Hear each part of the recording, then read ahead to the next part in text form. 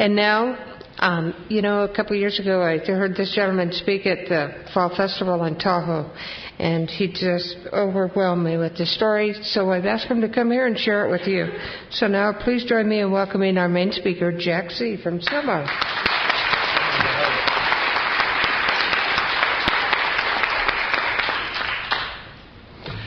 I'm a grateful, enthusiastic, and very, very active member of the Al-Anon family groups, and my name is Jack Carpenter. Thank you for your kind hospitality. I want to thank Denise for asking me to come up here and talk. Look, honey, I put my new watch on. I got a new watch for my Al-Anon anniversary this week. My beautiful wife, Leslie. I'm not sure why, but it has a magnifying glass in it. I think that's supposed to be a mirror, but you wouldn't be able to see the watch face if it was a mirror, so we'll leave it as is. I'm so excited to be here among my family, people that do service. I knew right away when Denise called me that I was talking to people who are of service in the program and service in Al-Anon. I want to thank you for that. I get really excited to come for these things, not because of this. This is the downside of the privilege of getting to be at a podium at a meeting. I do it. I'm all right with it. I'm comfortable enough with it, but this is the downside. The upside is I get to hang out with people who do service in Al-Anon and AA. If you come to these things and kind of hang around the background and wonder how come we all know each other, and you'll find out as I'm talking that I know a lot of people here this weekend, it's because they're folks that do service. If you want to go from being out there watching us to being one of us, get a job. Get a hold of the committee. Come on down, get a job, sell raffle tickets, set up decorations. My friend Cliff is going to speak a little while later. I promised him I'd get done before they start his meeting, so he wouldn't have a flood of people coming in the back door when he got to the best part of his talk. So I will do that. He said I didn't see him until just before the meeting, and he came in here. He heard I was speaking. He wanted to come in and see, and he saw all the flowers, and he thought, well, maybe he was here for my memorial instead. Check the program real quick. No body, just a live one. Hopefully I'm up here. So, and then my wife and I, my beautiful wife Leslie, I'd like to introduce you to her. Please stand up, honey. My beautiful wife Leslie. I used to bring her as a teaching aid to refer to in the front row, but it would always backfire because they would look at her and go, no way she did those things. She's too beautiful and serene looking to have ever done any of those things, so that backfired. I'm just glad to have her along for company. And tonight we were at the hotel. We walked over here from the hotel arm in arm, and about a block away, a lady in traffic stopped her car with cars behind her and rolled her window down and said, you guys are a very beautiful couple. Did you know that? Yeah. I'm going to tell you that 17 years ago this month, I went to my first AA convention as her guest. I was not yet in any program, and people didn't say that to us that weekend. We alternated those first couple of years at those conventions, dragging each other with scowls on our face from one meeting to another until we finally figured out we could go to our own meetings, separately together, and it would be okay. And we didn't act like we liked each other because we really didn't. Of course, our answer to not liking each other was to get married that year, which we did. This is the all-guy Al-Anon speaker, all-Marine Al-Anon speaker this weekend so far. I know Tom, as our speaker tomorrow, is also a man in Al-Anon. I don't think he was in the Marines, but we had it easy next to him. He was in Jesuit boot camp, so... And actually, to let you know that we do all know each other, 11 years ago, just a little over 11 years ago, on Columbus Isle in the Bahama Islands, standing ankle deep in the North Atlantic, Father Tom renewed my vows with my beautiful wife Leslie. Had 5 years of marriage. And we know each other because of service in Al-Anon and AA. And Cliff is a dear friend of ours. His wife, Pat, and my wife burned up the phone lines over the last few years because we have a daughter with special needs. We adopted a couple of kids, and I'll get to that in a few minutes. And Pat was an enormous resource for us. And I know Cliff because of my service with his wife in Al-Anon. There was a couple of years in there where I spent more time with Cliff's wife than Cliff did. I was on the board of our Southern California Assembly for 3 years. I was on the Al-Anon Intergroup in Southern California back in '95. They were silly enough to elect me chairman. I've been in service in Al-Anon since the beginning because I found a line of sponsorship that believed in service and that was where the solutions were. And I didn't have to know why it worked or how it worked. I just needed to show up and do it and be willing. And it would scare me to death that I wouldn't know how to do a job and I'd show up and do it anyway. And you You guys were so kind to me until you found out that I'd figured out how to do the job, and then you taught me about rotation of leadership and got me out of there before I could fix it. Because I can see I'm a linear thinker. There's the problem. There's the solution. Straight line. Sorry, you're rotating out now. So I wasn't able to burn the place down on my watch. We've been on the road for a couple of days. We were just in Texas visiting my 9-year-old daughter who's in a special school down there. We got home last night at 11 at LAX and got about 3 hours sleep and flew out of Burbank this morning. We were up at 3:30 to go catch our plane, and it's so nice to come to one of these things and have just us, no kids, no job, a little less on the phones, but we're still on the phones, and a hotel room to ourselves. So you know what we did. We had a nap. What were you guys thinking? We had 3 hours of sleep last night. We zonked for about 2.5 hours this afternoon. It was just what the doctor ordered. Otherwise, we'd look like a couple of vampires when that lady stopped to tell us that we made a beautiful couple. I'm going to tell you a little bit about what it was like and what happened and how I got here. I come from a home that was deeply affected by alcoholism, which was hard to understand in the context of those early meetings in Al-Anon that I went to. Because I would hear you speaking at meetings and talking about the madness in the houses that some of you grew up in, infidelity and secrets and, deals being made in the background and alliances and a lot of other stuff. And I'm going, yep, that's all it, that's it, got that, except my parents didn't drink. Not alcoholically, not to my knowledge. My mother was a very lightweight. Every year on her birthday, they'd have a party for her and get her a bottle of champagne, and she'd have 2 glasses and pass out, and they'd party the rest of the night without her. Usually it was in the bathroom. It was a regular thing for them to pick the lock and put Mom to bed, and then they would party the rest of the night.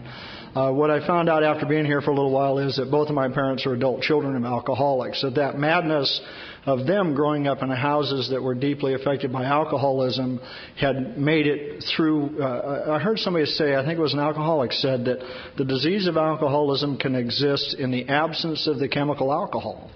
And that was my experience in my house. There was a lot of that stuff going on. I came out of there. I ran off. When I was 16, I got a job and got out.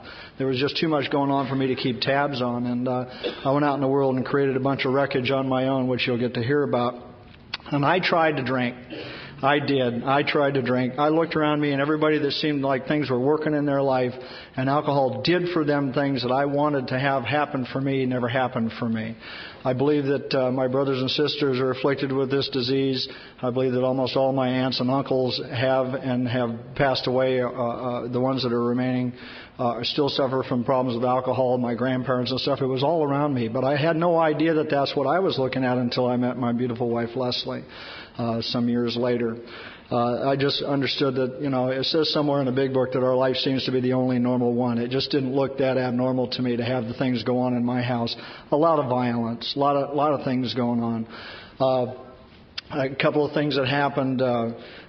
Most of my story centers around things that I did that were pretty insane with my brothers and things that they did when they were drinking alcohol. And a typical story for me is that I'd get a call in the middle of the night after I was out on my own. I'd been in the Marine Corps and come back and was working and going to school, and I'd get the phone call in the middle of the night because I'm the go-to guy in the family. I'm the one that no matter what, they know they can call me and I'll have the solution or I'll go fix it for them. Doesn't matter any time of day or night. In those days, we still had phone booths to change into our tights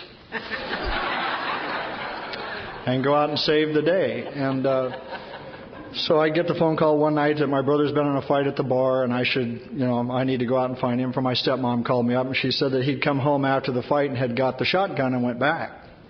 And they definitely need me to go defuse that situation. So I jumped up and got my clothes on and headed out in my little car. And I have stalking skills and tracking skills, and I found him quick. It took me about 5 minutes. It was one of his regular watering holes, was a pizza joint, a beer and pizza place. And it was about 2:30 in the morning, and the place is closed. California, the bars close at 2. There's nobody there. It's an empty parking lot.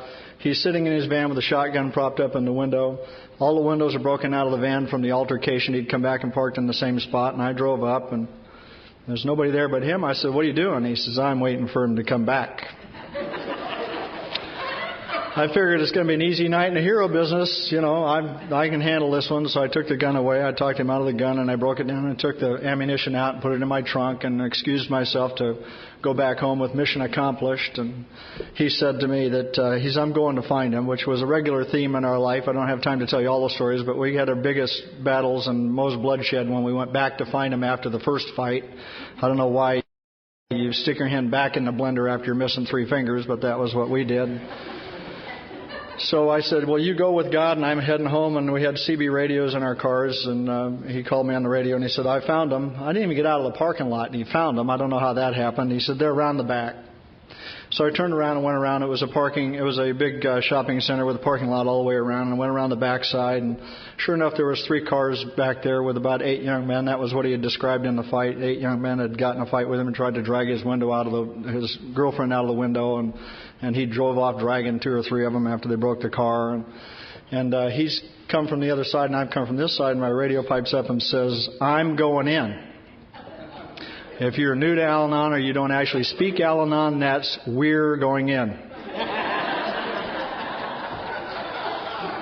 That's how I'm hardwired. Choices are removed. I don't have any choice. I have obligations. It's that story about blood is thicker than water. You know, when Dad told me the story about Father Flanagan in Boys Town, and he ain't heavy, he my brother, that he's my brother, that was an inspirational story, except in the context in which I got it. It meant that nothing else matters but that you do anything that's necessary to protect the family, to keep the family secret, to protect the family honor. I might kill him myself on the weekends, but if you lay a hand on him, you fight us all.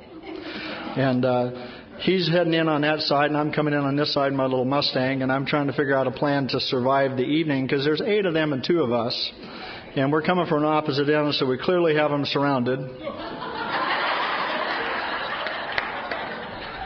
And I figure I'm not going to survive the night unless I've got a plan, and my plan is, which came to me instantly, is to come in there pretty fast with that little car and get it going sideways, and slide in there and hit one of those cars where I could possibly trap 2 or 3 of those young men between the chassis when I hit, and give me a chance to get out of the car and narrow the odds down a little bit.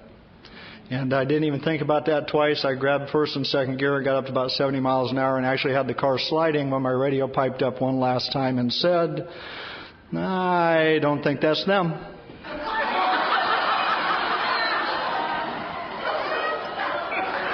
Now, if I'd had the ability to call to any of those young men when I was having a little trouble with the sanity part of the second step, I think they could help me with that. And I gathered that car up. Some of the best driving I've ever done happened that night, and I managed not to hit anybody. And I went out of that parking lot, and it's a very cute story, and it is true, so help me, and it was only one of many, and it would be more funny if I didn't tell you the rest of the story, which is this, is that when I got out of that bed, I wasn't a 16-year-old kid who was out doing something dumb with his car. That happens all the time. I did plenty of dumb things. I was a man who had, at that time, a wife and a family, 2 little kids.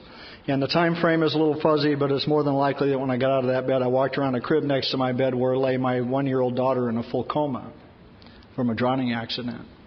And excused myself from that house and went out there to take those actions, which I surely would have done if my brother hadn't stopped me on the radio. I fully intended to drive in there and do what I was doing without any hesitation whatsoever. I'd have wound up in prison. Because I know if one of those guys had tripped and fallen, I'd have, at the very least, I'd have maimed several people, and I probably would have killed 1 or 2. And there was never a question that I was going to do it. And the reason I tell you that is because I came to you with a set of priorities that were completely upside down. I don't know where I am and where you start. I don't know what my responsibilities are. I had to have a sponsor in Al-Anon tell me about things that I had choices about. You know, things related to my family. And my wife is in recovery. I'm in Al-Anon. We got to go to a family function. And I would tell my sponsor, I've got to go to the belly of the beast. You know, I'm going back into the belly of the beast. And she would say, had a very lovely woman sponsor in my early days in Al-Anon. She says, well, you know, that's a choice. And I said, what do you mean that's a choice? She says, it's not an obligation to go there. You have a choice whether to go or not. And you have a choice about how to set it up so that you can go in there and be safe. And it never occurred to me. And there were several occasions where I knew they were getting together where our choice was we did not go. And I didn't know that I had the choice to do that.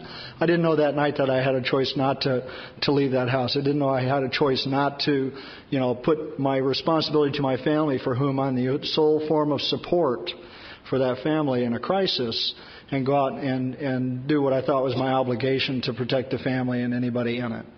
And there's been other occasions like that. I think if it happened today, I would probably react differently. You know, I'd probably say, you have a good evening and I'll see you in the morning. And I've done that. I've done that. There's been other times when I've done that. I volunteered to beat up a couple of cops who were arresting him one night because I knew they intended to hurt him because he'd beat up one of their buddies in a bar fight. You've never seen a cop swell up like that in your life when he said, you know, we're taking him in. And I told these 2 big cops who were in Page, Arizona, I said, oh, no, you're not.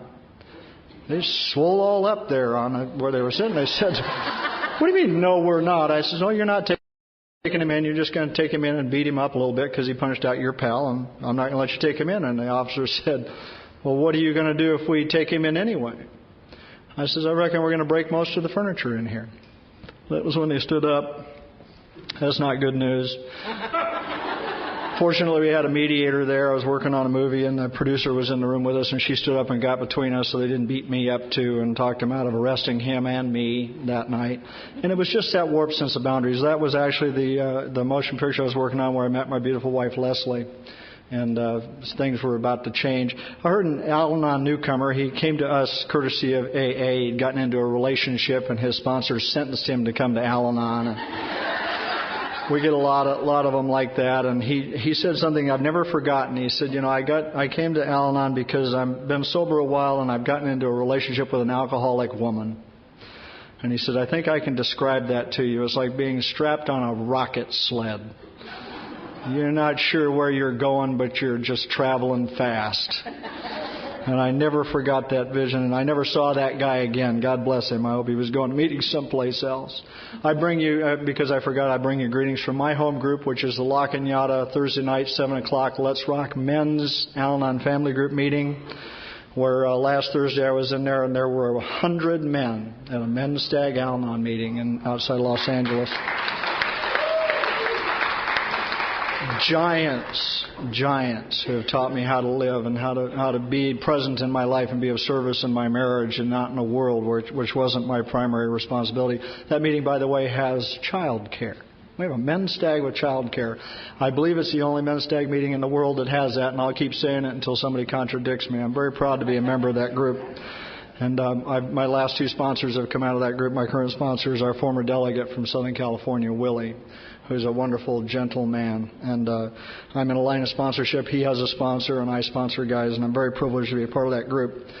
I went out in the world and did a lot of stuff I'm not proud of. That daughter passed away after a year. One of the things that happened, and one of the biggest burdens I'd carried through the doors of Al-Anon is that when she drowned when she was 1 year old and was in a coma.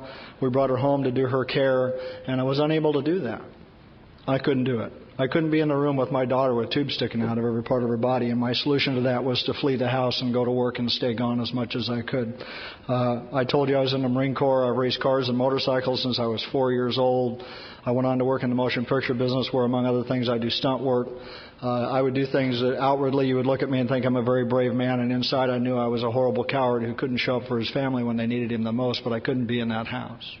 And she passed away after a year, and I shut that down and never dealt with it and never experienced the grief and went out in my life to do what I did. And I've heard since then, I don't know if it had anything to do with this, that a lot of marriages don't survive the death of a child. I believe that could have had something to do with it, but there were other things going on there. My first wife was also an adult child of an alcoholic, at least one that I know of, and I believe that both of us in that relationship took that baggage that came from that line of alcoholism into the house and the insanity that went with it, just in a different form. What I did was I went out in the world and acted like I was single, and I created a lot of wreckage out there. Because of the business I'm in, I could be gone for weeks or months at a time, and I could just go do what I wanted to do. And I didn't call home or go home or do anything. We just kind of drifted apart. And I was on a location in Arizona where I was to meet my beautiful wife, Leslie. It was a place where I got in the altercation with those police officers. And that was after a big drunken party they'd had at the hotel that night where I hadn't drank. I was a designated boat driver for a big parade we had. And we'd entered a boat in a parade, and the whole crew was drunk. And they were more than that, because one of the guys had spiked his wine with LSD and had given everybody a drink. And that was a very exciting pontoon houseboat that I was driving, full of people that were absolutely out of control. I met my wife to be Leslie, and she found me particularly attractive because I was married, I talked nice about my wife, and I was dating her best friend. Could not resist me, asked me to dance. We were out to dinner one night, asked me to dance, and tried to seduce me on the dance floor. And I informed her I was with somebody else, and she said, "No, I really like that." And it set up a little suicide pact that we were to do for a few years after that into early sobriety, when we still didn't like each other very much. And we changed locations, and she came down to visit me. And at one point, I put her on a plane to go home to Nebraska to see her dad, who was very ill. And then went to the airport and dropped her off and picked my wife up, who was coming in to see me. I figured, why do 2 trips to the airport? I'm a linear thinker, remember? And she describes it as just really exciting. And And sometime later, I went back to California, and she was in the middle of a series of geographics working on her story, and she was on her way to California and called me up there, and we were supposed to go on a date one night. And my then wife was out of town, and I was supposed to meet her, and I got lost trying to find her uncle's house, a gentleman whose existence we still debate to this day. I think he was a figment of somebody's imagination. We never found him again after either, by the way. And I called her and told her I was lost, and I was doubling back to go find her, and I found an accident in this intersection I'd traversed a little while earlier. In the middle of this intersection, there's a Honda car buried in the front of this Oldsmobile. I mean, really buried in it. It was a horrible head-on collision, and the lady in the Honda wasn't breathing, and they were trying to get her out of the car and get her heart started again. And they said if she doesn't have any ID and we don't know who she is, and I knew who she was, it was Leslie. So I went off with her to the hospital. They got her breathing again. She expired again in the hospital, and I called the nurse in, and they drug a crash cart in and got her going again. I've seen her die 3 times in the length of our relationship. She's botched it all 3 times. She's still here. I told her I'm next. I'm not doing that anymore. That night, when they got her going the second time, she rolled her head over on the gurney and looked right at me after she woke up again. And she's big eyes, the big Lucy eyes that today I love so much. And she said, "Let me go." Can you imagine that? I couldn't. I couldn't imagine that. I understand today, because I'm not an alcoholic, I'll never know what an alcoholic knows, that what I had the privilege of seeing and then later recognizing in hindsight, which is, life may only be seen backwards, but it has to be lived forwards. I heard somebody say one time that I got to see this much of the disease of alcoholism and what it was like to have that be so painful that she would rather have died than to pay the price for another car wreck or for something else that happened when she was drinking. That dying looked better for her, and that opening her eyes and seeing me wasn't good news. That was to be a theme in our relationship for a while after that. She actually, as a side story, and I won't go into it, but I was at a convention down in the South Bay in Southern California in 1999 and found her dead on the bathroom floor, and drug her in and threw her on the bed because the bathroom was too small to do CPR, and brought her back again. And she said after that she's so indebted to me that she'll have to do my laundry for the rest of her life. And she will. Or the rest of mine. So she's just got out of the hospital. They throw her out, by the way. They don't think she has any insurance, and they asked her to leave. It was a little tiny hospital up in Palmdale, and they put her in my car with her neck brace, loaded her in the car. She's already died twice that night. Her throat is crushed. She can barely breathe. She can't speak or even lift an arm off the table. And they loaded her in my car, and the nurse says, "I hope you live near a hospital. She's not really doing very well." I said, "Thanks for sharing that." And we're trying to decide where she should go, and she suggested in a whisper that I could take her to a hotel where I knew certainly she would die. And I said, "No, I've got a better idea." I patted her on the hand, and I said, "Honey, I'll just take you home." Do you all forget I had a wife and family at home? We're sicker than the alcoholic. I did that sober. I was stone cold sober. If you just walked in the room, this is the Al-Anon meeting. If you were identifying, maybe you belong in both programs. I brought her home, called that wife on the phone, said I'm bringing a friend home. She met us in the driveway. We carried her through the door. I had her armpits, and my first wife had her by the ankles, and we came through the door. And Leslie has shared from a great many podiums in AA that I dropped her coming through the door. She almost died. And you might understand I was a little nervous bringing the girlfriend home to meet the wife and kids the first time.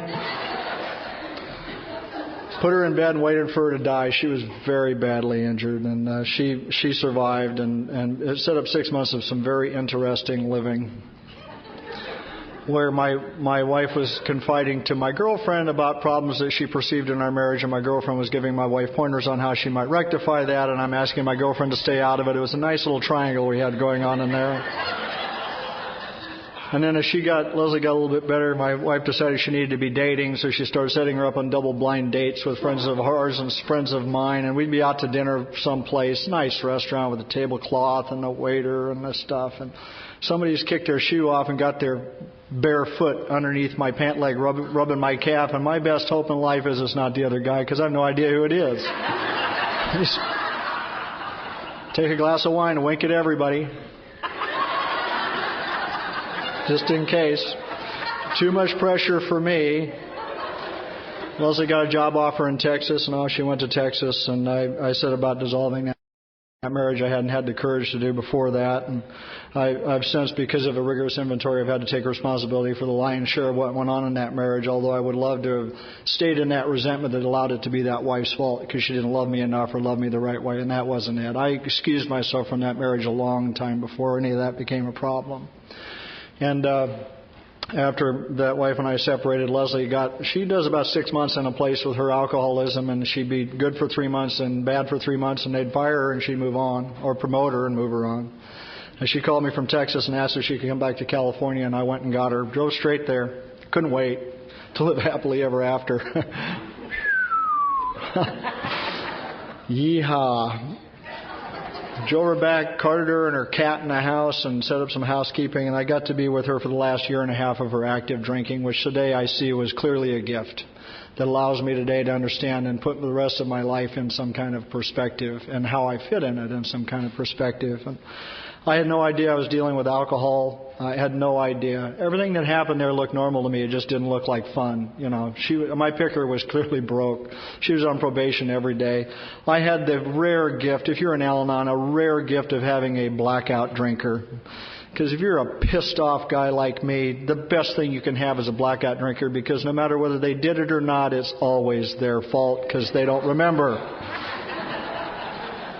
She would black out every night. In the morning, I'd wake up pissed off. She knew she'd done something, so she'd have to be sorry all day. It meant I'd be pampered and have extra food and extra sex and extra anything I wanted. Unlimited access to the TV clicker, the checkbook. I had it all. Sobriety messed up all of that. I would have never, ever, ever gotten to here behind her active disease of alcoholism. That worked on too many levels for me. Sobriety drove me in here broken. Goes to AA. She comes back and tells me what's going on. I went with her to this outpatient place to hear what they were telling her, because by that time I'd been trying to help her with her alcohol problem with not much success, and I wanted to know what they were telling her that was working, because my best speeches were clearly having no effect on her. I was giving her the good stuff too, and they were telling her the same stuff I was telling her, but because they were alcoholics, she could hear it from them. She couldn't hear it from me. She can't hear it from me now. She cannot hear it from me. She's come to me a couple of times when her first sponsor, became unavailable, and asked me what to do about this and that in her recovery program, because she began to respect my recovery in Al-Anon. And that's like asking my alcoholic wife to watch my glass of wine while I go to the bathroom. It's just not fair. And I would tell her what the pat answer, which is, you got a plenty good support system in AA. You go to your Al-Anon girlfriends and ask them, because I'm not equipped to answer that question, because I'm incapable of keeping my ego out of the answer. I'm always going to put a little something in there for me. So we don't sponsor each other. I admire my wife's program. She's the best member of Alcoholics Anonymous that I know, because I hear her standing at podiums like this telling you what's going on, but then I see her come home and live it every day. I see her working with others and sponsoring women in AA and going to meetings and doing the service deal in AA, and I admire her. That's what I want to grow up to be like. My alcoholic wife taught me about prayer and meditation in recovery, something that I never thought I would be interested in learning about, let alone learn from my wife. I finally went down on after she had a year and a half of sobriety. She got sober without my permission. She believed if she went and got some help, she said that I told her, and I don't remember this, but maybe it's true, that if she went outside the home to get help for alcoholism, that I'd throw her out. And maybe I said that, I don't remember it, but she went believing that it could cost her living arrangement and her relationship with me. She went anyway because she was dying of alcoholism. And her and her sponsor, who I call AA's answer to Lizzie Borden, the meanest sponsor in AA, and I loved her because she abused my wife. She was mean. Tried to 12-step me into Al-Anon, and I was having none of that. None of you probably said this or ever heard it before, but I would tell her sponsor that it's her problem. She's the one with the problem. I'm fine. Leave me alone. At 8 months of sobriety, we had a fight. We fought all the time in sobriety. She went to AA. She came home. They told me in AA my brain is broken and I should not believe anything that comes out of there from now on. And here's what I was thinking about what we should do about this.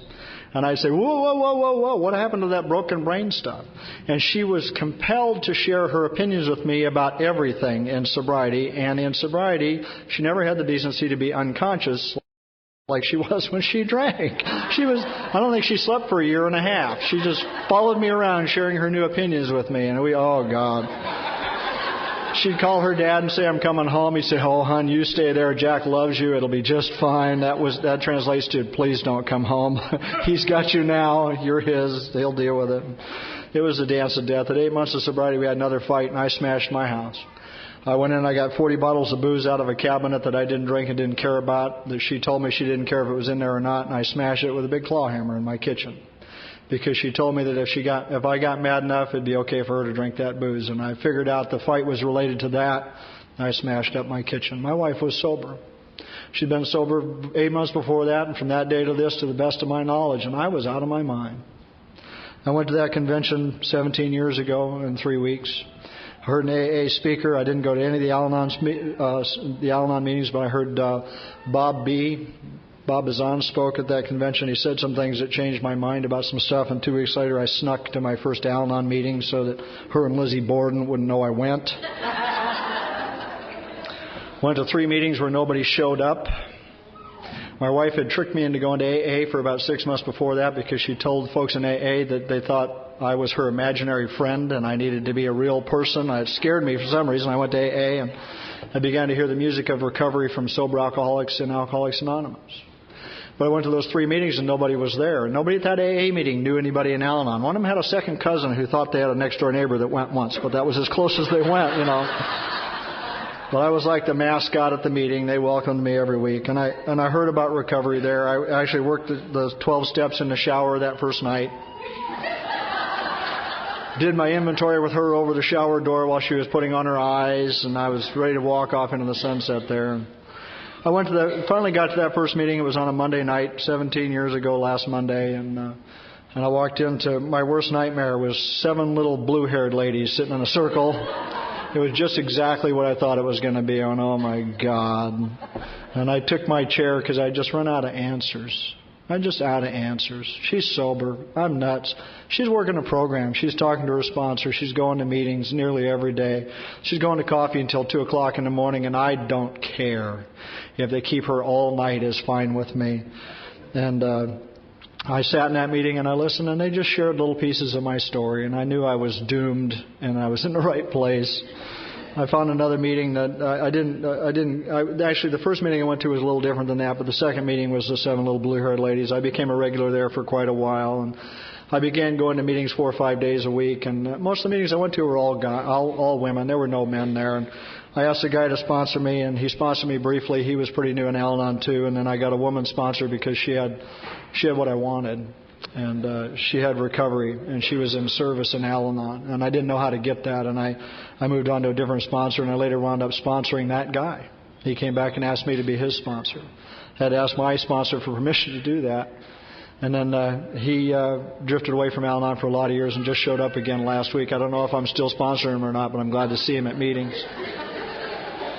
And I just went where you guys said. You know, they gave me jobs. I'm like the new guy at the meeting. I'm the only guy there. I'm trying to be anonymous. You know, my sponsor told me that the reason I come to Al-Anon isn't because I got problems, it's because my solutions make my problems look good. I have bad solutions. I would go to these meetings trying to be anonymous. I never raised a hand as a newcomer. I'm terrified to share at the meeting. My answer was to show up early and be setting up the chairs when you got there, and to be the last one to go and act like I'm a visiting dignitary from the World Service Office or something. I don't know. They all left me alone because they knew I needed to be left alone, but they didn't leave me alone in my recovery. They gave me jobs. They figured out I didn't want to touch you, didn't want to shake your hand, didn't want to hug you, didn't really want to chat with any of you, just wanted to get the secret handshake and get out. And they made me a door greeter where you got to hug all of you come through the door.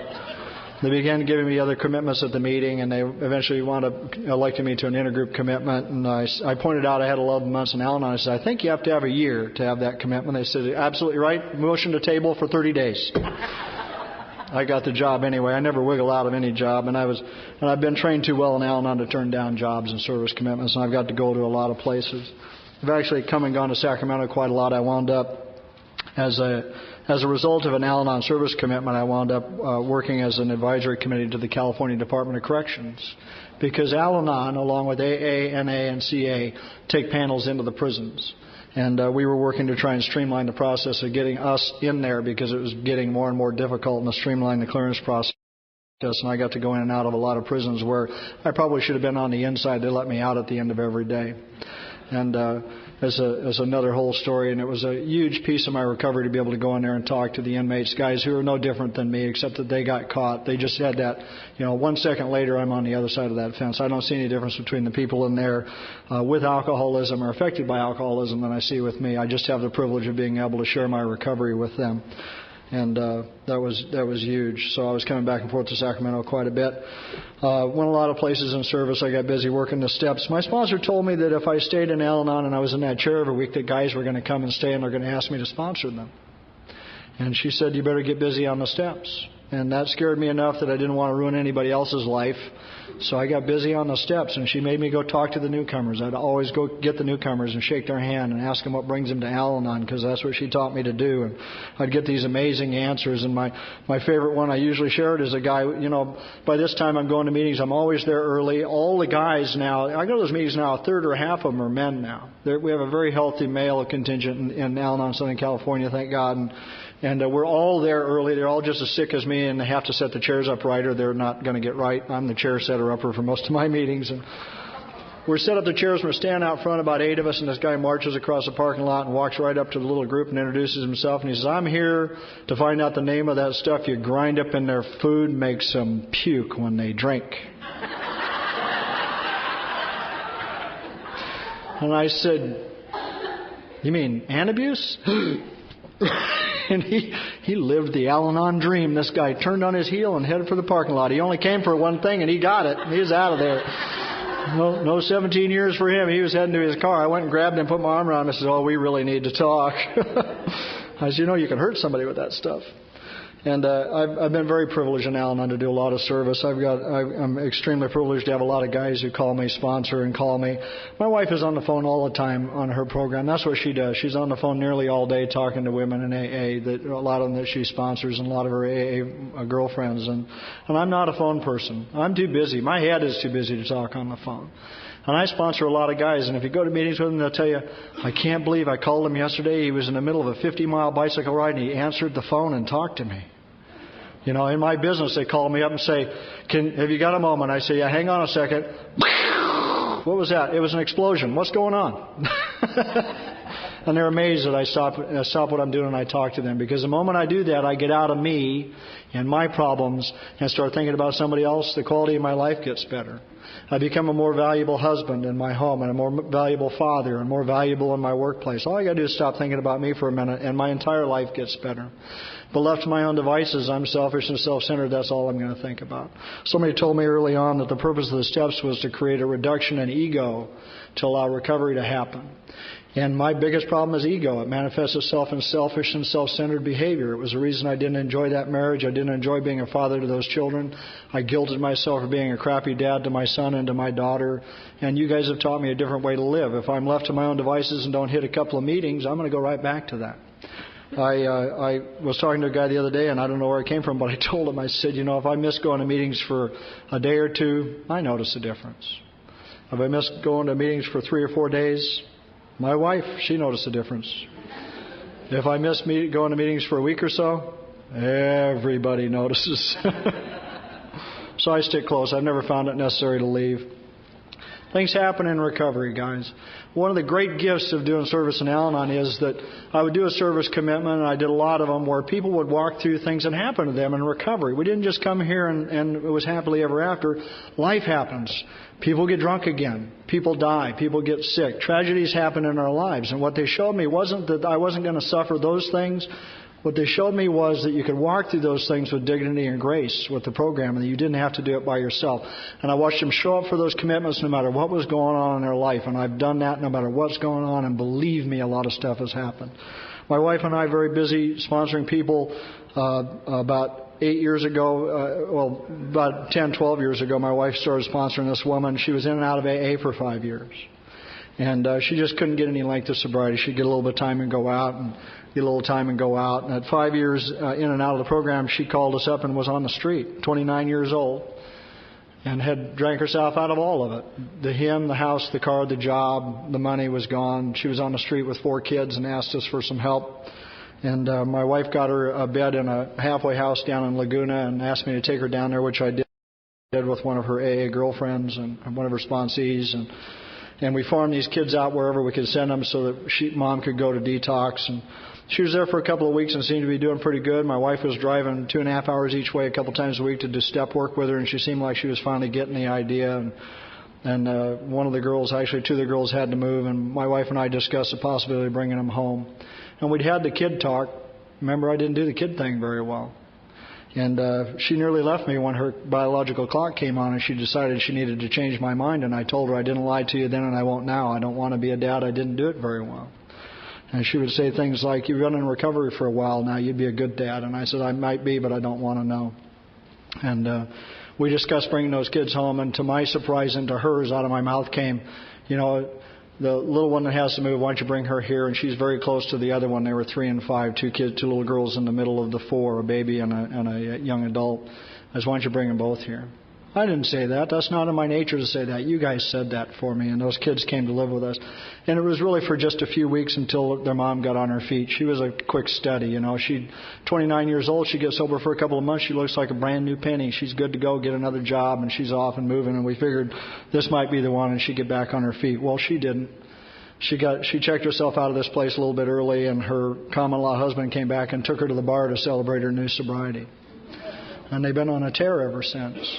And, we get very attached to the people we sponsor. I still think of this woman like she's one of our kids, and I would love for her to get sober, but she hasn't. She didn't then, and she hasn't so far. And the living arrangement of these kids became an issue. And at one point, after they were with us for about 6 months, my wife and I had to have a group conscience and decide whether we were there acting in the best interest of the mom or whether we needed to change our focus and act in the best interest of those kids. That was a tough decision to make, particularly for her as the woman's AA sponsor.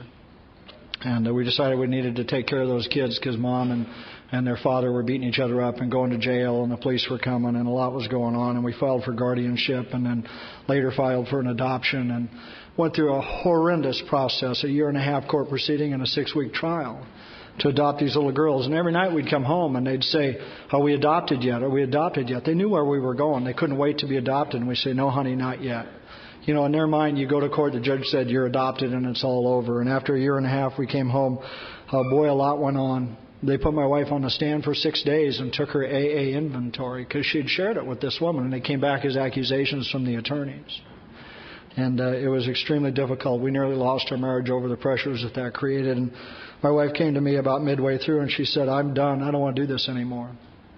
And I said, I'm not. You and I made this decision together. I made a commitment to those kids and to their family. Their grandparents and their aunt, their only other family other than their mom and dad, had asked us to intervene and had backed us up on the whole thing. I gave them my word and I'm going through with it. She said, if you love me, you'd stop. And I said, if I loved you, I wouldn't kill somebody for you to prove it. I don't have to rob a bank to tell you I love you, and I'm in this all the way. She said, what does that mean? I said, it means that I'm the package I have to present as a man with children. That's the only one I've got, and you have to decide if you're in or out. My ego wants her to go, throw herself at my feet and say, it's okay, I'm in, I'm sorry I ever brought it up, and she didn't do that. She took 6 weeks to work her AA program with her girlfriends and go to meetings, and her sponsor and came to me after 6 weeks and said, I'm in all the way. And about 3 years and 3 months ago, we stood before a judge who made us a family. And we adopted those 2 beautiful little girls who came with a lot of baggage because of the disease of alcoholism. Because even at 3 and 5 years old, they knew what the police were. They knew when the police came was bad news, they could get taken away. They knew what drunk was. They knew what unconscious was. They knew all of that stuff. They had an education in alcoholism that nobody should have to have particularly at that age. And they made us bring our recovery to another level in our home. I made amends to that daughter who passed away. I did at graveside at the direction of a sponsor because I didn't know another way to do it. And it worked. It worked. But there was a place in here in my heart, a hole in my heart that God couldn't reach any other way except by putting beautiful little girls in my life who looked very much like my daughter who passed away at 2 years old. children who I couldn't be around for years. And they've done a lot more for me than I've done for them. The baggage that they brought is related to alcoholism. The disease of alcoholism can exist without the presence of the chemical alcohol. The older one has ADD. We got her some help, bit of help, and she went from being functionally illiterate to being a straight A student in private school. She's student of the year every year for her grade level. It's amazing. She reads 3 to 5 books a week. She can't wait to read books and to do things, and we're very excited about what has happened with her. The younger one suffers from a variety of things, not the least of which is fetal alcohol syndrome, which complicates treatment for everything else. She's bipolar, ADHD, fetal alcohol syndrome, post-traumatic stress. They're trying to add Tourette's now, which we're trying to work out the logistics on that. And the fetal alcohol syndrome screws up the treatment for everything else because it makes the body react differently to the chemicals than anybody else. And it's been a wild ride. And we've had the police have to come to our home. We've had the police have to come to her school and the pet team. It took 12 people to strap my 9-year-old little girl on a gurney to take her to a hospital when she had an outbreak at school, in a special school she was in. And last year, after doing everything we could do for these kids, we had to come to the realization and set both of our egos, certainly my ego, aside and to get some help for this little girl that we couldn't give her, and she had to go to a residential school in Texas. We flew here from Texas, where we just got to see her for the first time in 3 months. And my ego doesn't want me to admit that I'm not enough, because I'm going to tell you what you guys have done for me. I'm a good dad. I'm a damn good dad, and I'm a good husband. And I'm there for my kids, and I have recovery, and we have recovery in our home, and all of those things aren't enough. She needs more help than we can give her, and boy, it's hard to get my ego out of the way of that. It's hard to ever call on the phone and say, "Can I come home? I promise I'll be good." It just kills you. But we're doing it because we think it's the right thing to do, and because she needs it, and we're hoping that with a certain amount of time she can come back home and not be a threat to other people. She was physically violent. It was amazing. I can't even describe to you what it was like. And, we're doing the right thing even if it doesn't feel good. You guys have taught me to do the right thing. I'll bring you up to date on one other issue, and that is that when my daughter passed away at 2, I had a son who was a couple of years older than her. And by the time he was 16, he had come back to live with Leslie and I, along with my younger sister, who was about his age, and we set up raising these 2 teenagers. That was very exciting in late-stage alcoholism and early sobriety. Actually, it was in early sobriety that they came to live with us. And at about 16 years of age, my wife called me up and said that they'd had a fight, and he'd been physically aggressive with her, and that he'd run away. And I was working in Texas or someplace, and she said, "I don't know what to do. What do I do?" And I said, "That's easy. You call old man Stokes and you change the locks on the house." Because she's there home alone, and she was terrified of him.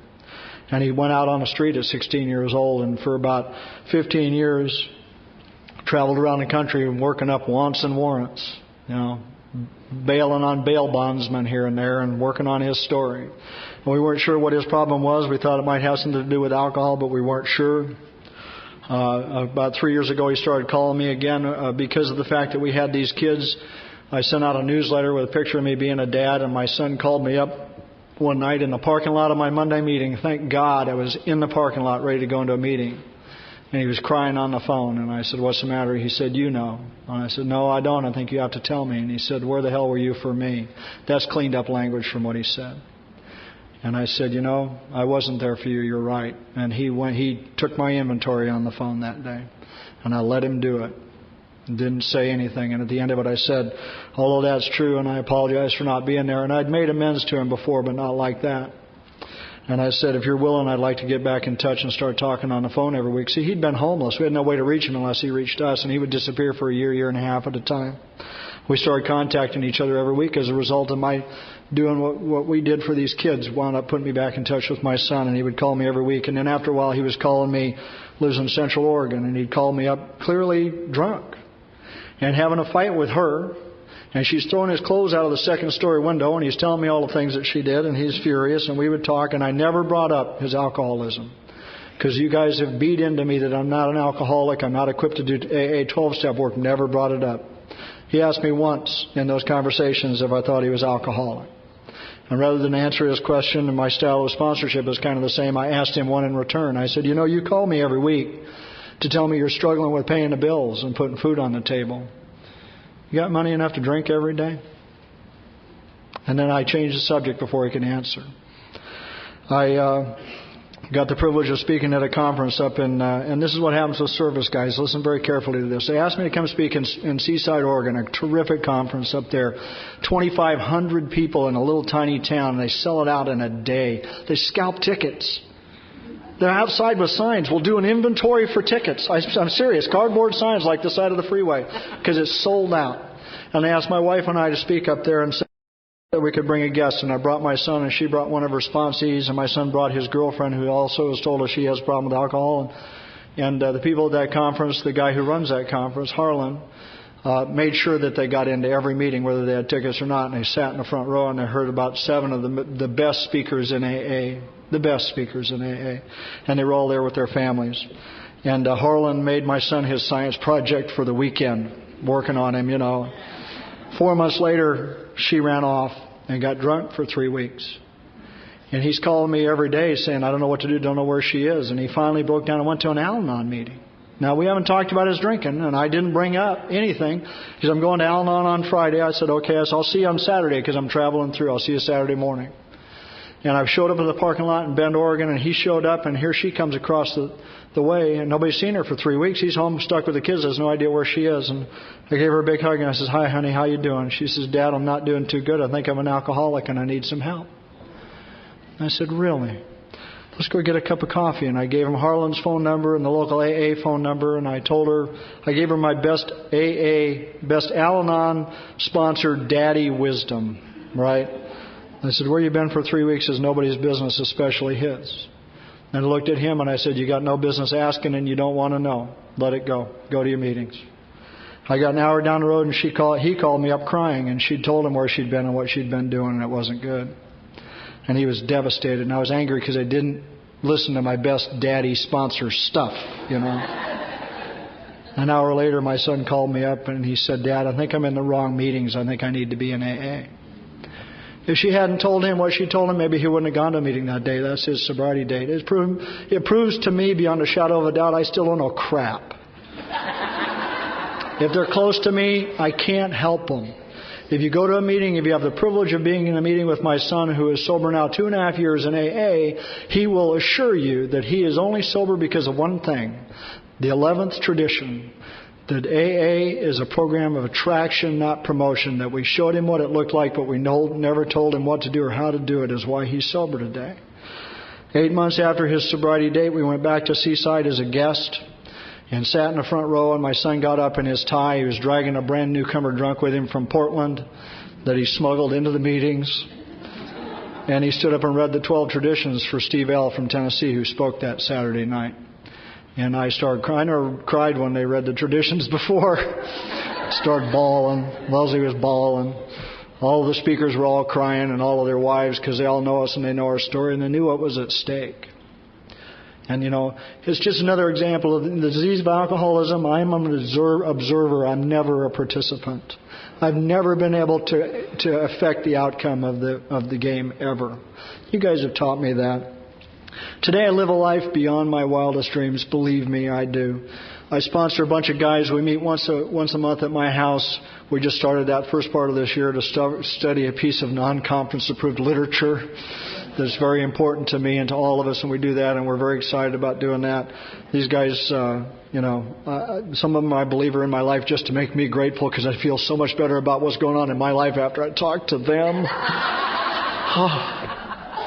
They're always surprised at how glad I am to see them. I'm extremely privileged to be in Al-Anon. I'm a minority here. There are more sober alcoholics in the rooms of Al-Anon than there are men. Statistically, there are more people who are in AA that belong to Al-Anon than there are male members of Al-Anon, and I'm very privileged that you guys allowed me the opportunity to get here and have my ego set aside just long enough to allow me to stay, because my ego wouldn't allow me to stay here and tell you I don't know. I'll leave you with this. The 3 most spiritual words I ever uttered in my life, I uttered the first day I came into Al-Anon. That's, I don't know. I set aside my own knowledge and my own vision of the world to try and get something else, because nothing I had tried had worked up until that time. And good news is the longer I'm here, the less I know. If it's not good news for me, it's certainly good news for you. Because as soon as I tell you I know something, run the other way. When I'm talking to guys on the phone, if we get to talking about a problem, we will always come around to working the steps. It's the only solution I know for anything. I've been very privileged to be in Al-Anon and to celebrate my 17 years this week with you, and I want to thank you for letting me share.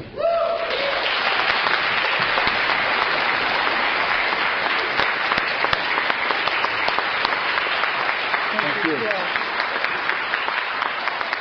Simple time.